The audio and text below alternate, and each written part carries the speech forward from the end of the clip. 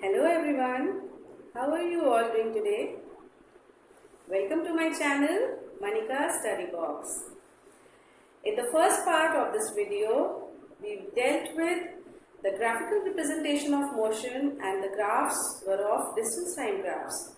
This is the second part of the video and here we'll continue with the same topic, graphical representation of motion. As you can see, the graphs can be of two types.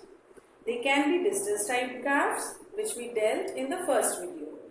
Now this time we are going to deal with the velocity time graphs. Okay, let us all concentrate on both. Now, the states of motion can be of three types. Whenever a body is in motion, according to physics, it can be at rest. Now, when the object is at rest, we say the velocity of the object is 0. If the object is moving with a constant speed, the velocity of the object is not moving. That time we say the object is in uniform motion and we say the velocity of the object is constant. Next, non-uniform motion. If the object is moving with non-uniform velocity, meaning either the velocity of the object is increasing or decreasing. So we say the object is in non-uniform motion. Now there comes two cases. The object can be moving with a variable velocity. Let's say the velocity is increasing or decreasing with uniform amounts.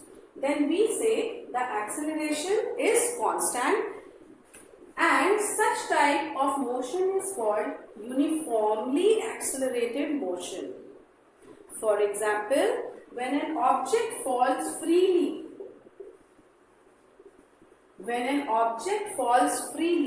okay, let's say I have dropped this pen like this, so this is free fall. At that time, the acceleration acting on that body is fixed. It is 9.8 meter per second square.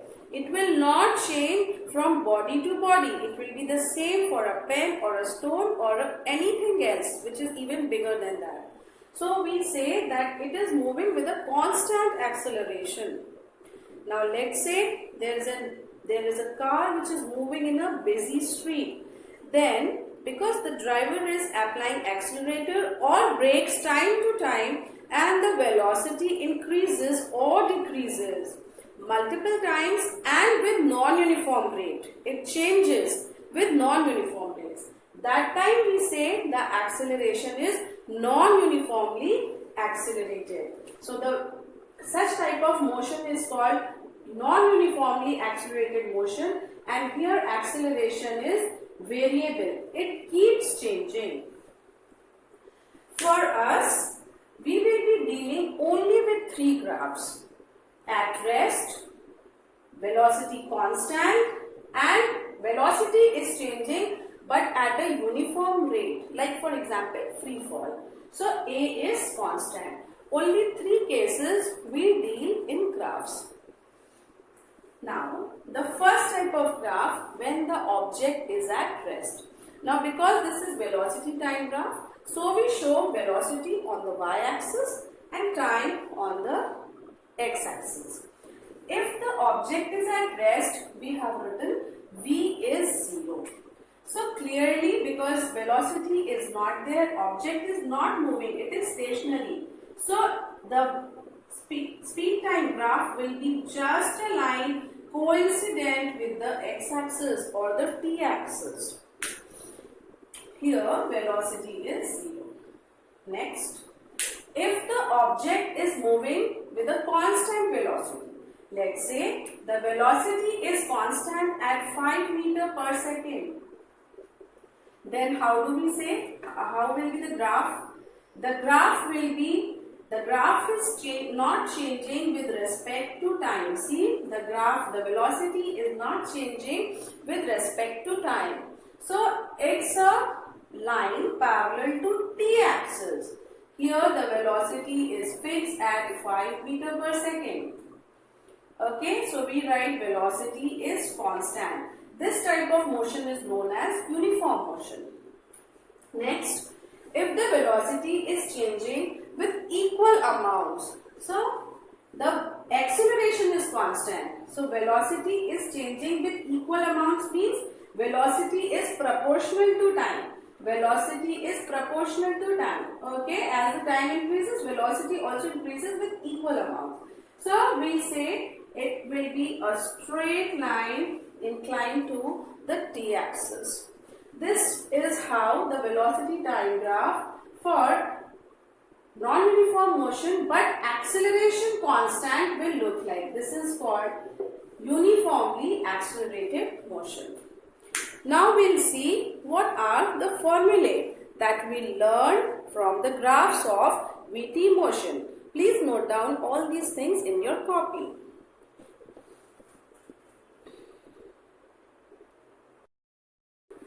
The formulae that we learn from the velocity time graphs are two. There are two formulae that we learn from here. The first formula is for acceleration. Now we all know acceleration is equal to v minus u upon t. So acceleration is rate of change of velocity. V is final velocity, u is initial velocity and t is time. We all know this.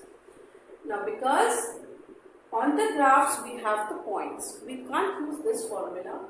So we have the points, so we transform this formula in the format of graphs. So it becomes v2 minus v1 upon t2 minus t1. Please see that the formula has not changed, it is the same. Only because we have points on the graph, so we have v2 minus v1 minus upon t2 minus t1. Alright. Next, we also find the distance from the graph. The distance is given by area under the graph. Alright. The area under the graph, what does it mean? Area of the 2D shape that is formed under the graph. Now we'll try to understand these two formulae from one example. Okay. Now for understanding this example, let us first try to read the graph. The graph is of VT graph. Alright, we are showing V on the y-axis, T on the time axis or the x-axis. The graph shows it has the points O, A, B, C. Alright, we can see the speed is increasing in the OA part of the graph.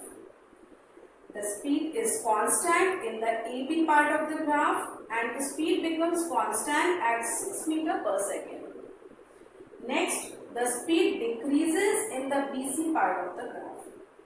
So we can say OA part of the graph we have acceleration.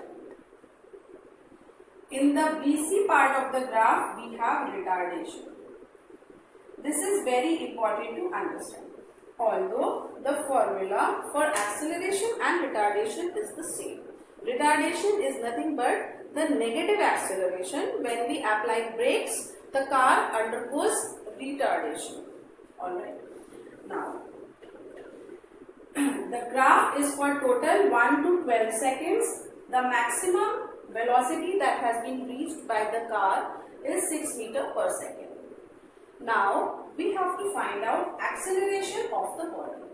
Now, because acceleration we know it is in the part OA of the body, OA of the graph. So, we will write this as acceleration OA. Now, the formula was V2 minus V1 upon T2 minus T1. Now, what is the velocity at A part of the graph? It is 6 meters per second. What is the velocity at O part of the graph? It is 0.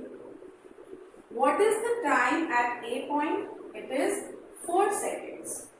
What is the time at O part? It is 0 seconds.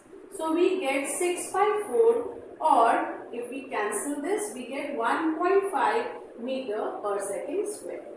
The unit of acceleration is meter per second square. Retardation of the body, which is happening in the BC part of the graph. Now for BC part, what is the final velocity at C point? It has reduced to 0. Reduced to 0 means the car has come to a stop. Next, what is the velocity at the B part of the graph? It is 6. What is the time at C point? It is 12 seconds. What is the time at B point? It is 10 seconds. So we get minus 6 upon 2. So we get it is minus 3 meter per second square. Okay. Next, we have to find out the distance covered between 4 and 10 seconds.